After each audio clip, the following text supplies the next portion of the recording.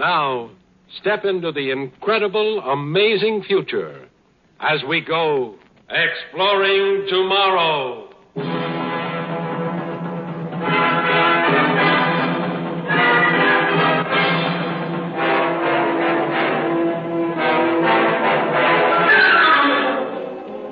And now, here is your guide to these adventures of the mind, John Campbell, Jr.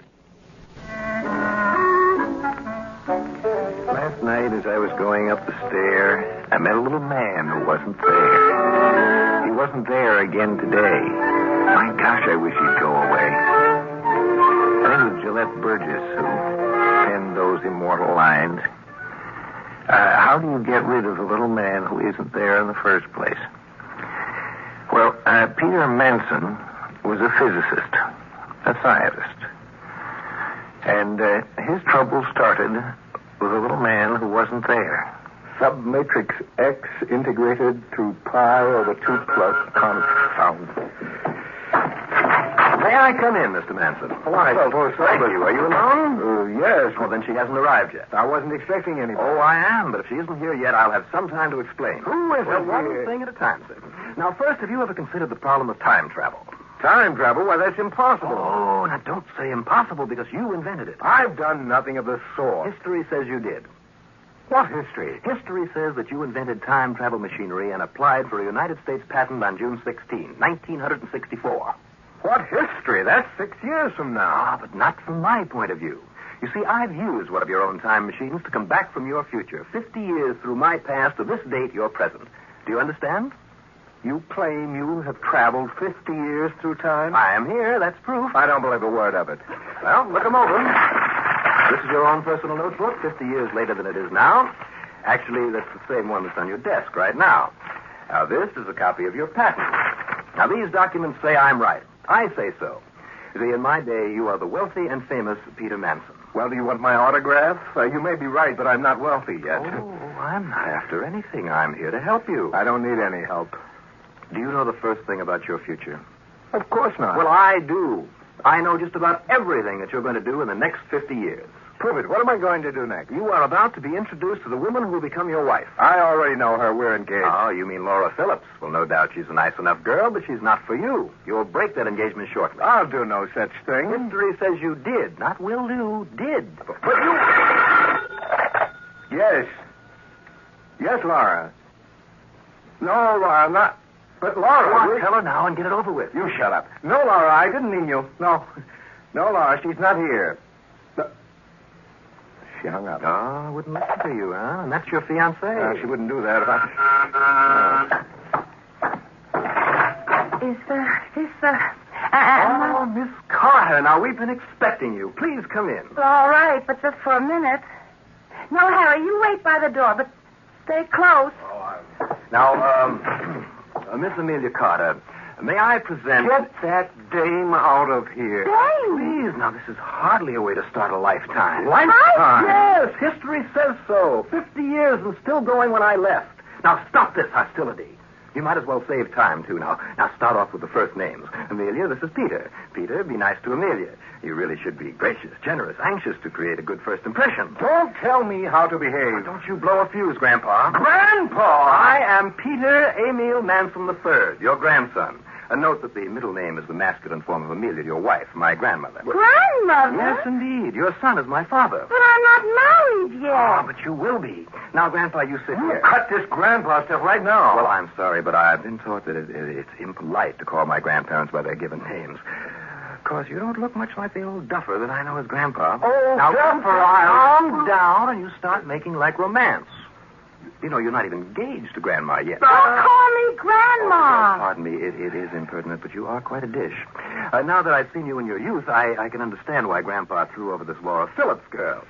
I can hardly believe that you'll become that sweet little old lady. Mr. Manson, what's he talking about? He's a time traveler from the future who says he can prove that we met, got married, and... Now, don't go any further. I'm afraid he's right. He says it's history, and we can't change history, can we? But I hardly know you. Well, if you'd known each other, I wouldn't have to introduce you, would I? Maybe somebody'd better explain this to me. Ah, fine. Now we're off to a start. Highball, Grandmother? Yeah, I think I need one. Now a little more romantic setting. Soft lights now. And now I'll leave you two to canoodle a bit. I've other things. But Harry... I'll take care of Harry. God, that'll be Laura. Run high. Do something. Oh, relax with him, Laura. I'll take care of everything. Of course, Peter Manson wasn't the only one having trouble with the little man who wasn't there. You know, the future cannot be handled logically. It's logically impossible because it doesn't exist yet. And if it doesn't exist, then obviously it isn't logical. But it's going to exist, so, well, you see what I mean. Logic is just hopeless. I should ought to clobber you. Oh, now be reasonable, Harry. It wouldn't prove anything. But Amelia's my girl. Get over it, Harry. They're probably arranging their engagement right now. You meddler. I am not a meddler, Laura. I'm just an instrument of fate. Fate. Poor Peter thrown to that blonde lion. Oh, you stop calling my girl names, you hear? You're acting like a pair of spoiled children. Now stop it. I regret that you've lost your loves, but really no one ever actually died of unrequited love. Mine wasn't unrequited. Well, it might as well be once they're happily married. Happily married? Well, you wouldn't want them unhappy, would you? No, I'd like a little happiness Well, myself. so would we all. But stop and think. Now, if the number of human lives depended upon your giving up a love affair, would you go on selfishly and marry the man anyway? Well, that's hardly fair. Well, then I'll put it up to Harry. Harry, if your own life depended upon preventing a wrong marriage, would you stand by and let them go ahead? Make your own point. You're the meddler. All right. My life depends upon it. My father's life depends upon it. Unless Peter Manson and Amelia Carter marry, neither my father nor I can be born. Now, knowing this, I used my grandfather's time machine, came back to give a formal introduction. Now, you can't blame me for wanting to live, so I came back and I fixed it up. Yes, you're a great little fixer-upper. Maybe we should ought to fix you up and then go on as we please about it. You don't know much about time and history, do you? No, but I could make up a... could not. You could not change a thing. Why not? If your father and mother had never met, could you have been born? Oh, don't be utterly ridiculous. Now, don't ever be scornful of stating a simple fact. I exist, therefore I am. Now, say it as you please. To you, Peter and Amelia will marry. To me, Peter and Amelia married 50 years ago. Now, the sensible thing to do is to accept the fact. Wipe it off the slate. Pick up the pieces and go on from there. Such as? Well, now, you're both very attractive people. You have a common bond of memory. Ain't my type. Well, I looked at better myself. Oh, gad, this is a primitive era. Tell folks what's best for them, and they want to... What is the term, Harry? Clobber you. Yes, that's right. Clobber me. That's the best idea I've heard all night. No, not here. Outside, where I can stop being a lady. Then I'll help you. Well, you can beat me up, but you can't change something that's already happened. Now, can you? Look, I've taken all I can. I'm going home. Can I... That is a fine practical arrangement. Find sympathy in one another. It's the better thing to do. And maybe you'll find happiness with one another, too.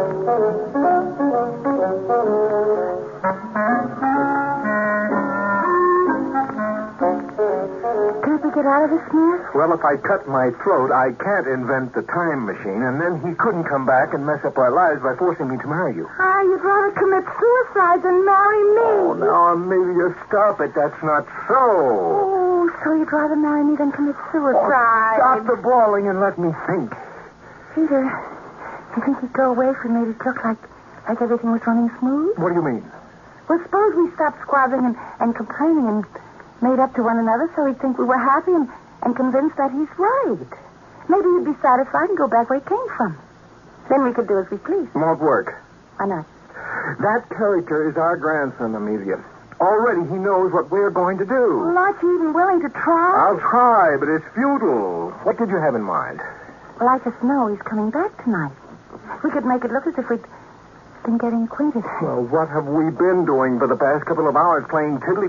Hey, let go, my God. Oh, just mucking you up a little. If we're really getting acquainted, we'd not look as if we'd been sitting with folded hands. Hey, stop that. Well, if you really loved me, you wouldn't mind my mussing up your hairdo then. All right. There. Now we look like we've been wrestling. Where's my bag? What for? Lipstick. You should have a few smears. Well, with you looking like a magazine cover, lipstick is a two-way smear, right? Oh, yeah. I suppose so. You sound as though Harry was the only man you ever kissed. If we ever get around to it, Peter Manson, you'll be the only man that's ever been kissed just because history said he had to be. So there. If I got it, I got it. All right. Once for history. Let's see you now. You need more of the spread. You need a touch right there. Oh, still in it? There's one thing History didn't mention. What, Peter? History didn't say this could be fun. Peter. It'd be funny, wouldn't it? What could be funny? This Pickwick. And then? And we found out after he'd gone that we really did like it. Yeah. Yeah, wouldn't it? Peter? Yes? Wasn't that the door? Yeah, so let him wait. Now remember to look flustered. And try to wipe your face, too. Well, I see everything's progressing fine. All right, now, go away. Oh, I'm not going to stay. I just wanted to see how things were getting along. I know when I'm not wanted. Then why did you come here in the first place? Well, you think you hate me for my interference, but you wait and remember. In 50 years, the pair of you will be sending me off in my time machine to do this job of fixing up. And you, Grandma... Stop calling me Grandma! Still my Grandma, and you'll tell me that you and Grandpa actually wasted your first kisses trying to fool me into leaving. So now I'll trot along, but I'll be back tomorrow. And don't you keep her out too late, Grandpa. What'd you do with Harry? Oh, I fixed that up fine. Harry volunteered to escort Grandpa's former girlfriend to her home. Harry and Laura? Laura with Harry? Peter? Yes, Amelia. To heck with history. Kiss me once. For me?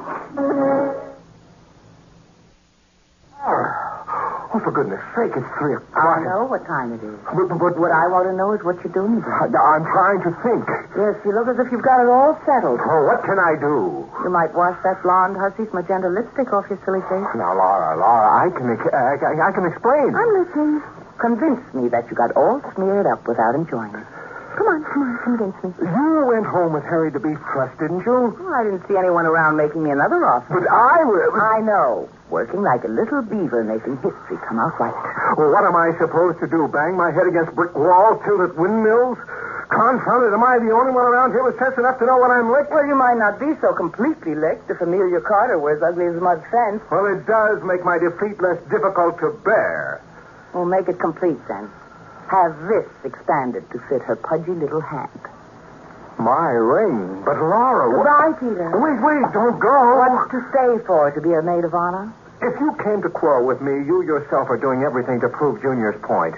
If he were here, he'd be cheering you into hating me and using my telephone for calling Harry to take you home. Look, I didn't come here to fight with you, Peter. I came here to fight for you. But you're not fighting. Junior knows all the moves. No matter what I try, everything turns out his way. It's like your experimental smooching session. Yeah, that too. He was amused. I'm not. May have started as a deliberate frame-up, but it certainly ended up ginger peachy for his little old program. I tell you, he knows every move. He came back here just to tell Amelia and me that you had gone home with Harry. And 50 years from now, you and Amelia will dodder over to his time machine and kiss your brat of a grandson goodbye as he goes off to make the introduction. That's the program, isn't it? And what can we do? Peter, you say everything's fixed and solid. It can't be changed. Well, that's the way it is. But let's just suppose that you could quietly unfix Junior's little apple cart. Well, then we'd go on as if he never arrived. Well, couldn't you? I can't prevent what's already happened. He exists. He is. He's here in the flesh. No. I suppose you can't change that, can you? No. Well, then, goodbye, Peter. Wait a minute, Laura. What if Junior were a different kind of guy? What do you mean? Look, Laura, he's the grandson of Amelia and me, right? Mm-hmm. If I don't marry Amelia, he doesn't get born. He can't exist unless we follow every move right down to the last letter of the historic record he talks about, right? Yes, but... Let's assume that the future is not a firm and solid hunk of recorded history. Well, everyone but you and Junior have been saying that all along, but you keep pointing at Junior's history book and saying no. But suppose that Junior's history book is only one of many possible histories. Then how do you explain his solid existence? Floating a brick on water is not impossible. It's just extremely unlikely. Oh, stop sounding like a mathematics professor, Peter. Get to this important point. Until Junior arrived with his books and his papers to show me, us, how we were going to act, he was rather unlikely as a future probability. Mm-hmm. But once he convinces us and introduces me to Amelia, Junior's existence becomes a very strong probability. In other words, he exists because he did the fixing that put history on the road that leads directly to him. Well, you could rob a bank and get tossed in jail, and that would stop you from marrying anybody. Well, we can't change things that drastically. But we might slip a little change in Junior's character. How can we do that? Suppose we could create another very strong future probability. Mightn't he come back and fight just as strong for his own existence? But how can you do anything like that? Laura, would you marry me right here and now? Peter, at 3 o'clock in the morning? Peter, it's Junior again. Don't go. Oh, no. Well, good morning. I'm in time, I see. You come in. I was hoping you would arrive. I am the Reverend Peter Laurel Manson III. You'll notice that my middle name is the masculine form of the given name of my grandmother, Laura. Peter, here is the other probability. Precisely. Let's get along with it quickly before something else happens. Please, we must not be impatient. There must be witnesses. But I have prepared for everything. Everything. Will you permit me? Do come in. Oh, this is a most auspicious occasion. Amelia! And Harry, what are they doing here? People here appear to have forgotten that a man has 4 grandparents. Well, I'm still a bit confused. Oh, my dear, if I had not been prepared for this rare and happy occasion, I should be quite disturbed. It isn't often that a man has the opportunity of officiating at a double wedding ceremony uniting his grandparents. Can you make this stick? Yes. Now, unless I double-cross this double ceremony, Peter, take Laura's hand and stand away over here on my left. Now we all sort it out properly. Fine. History says that Peter and Laura will have a stalwart son. Hattie and Amelia will have a fine daughter. Son and daughter are my own parents. Are you sure? I arrived a bit late, my dear, because I have been quite a busy man. I made a stopover on my trip through time, pausing long enough to unite in marriage your son with their daughter. It was a lovely wedding.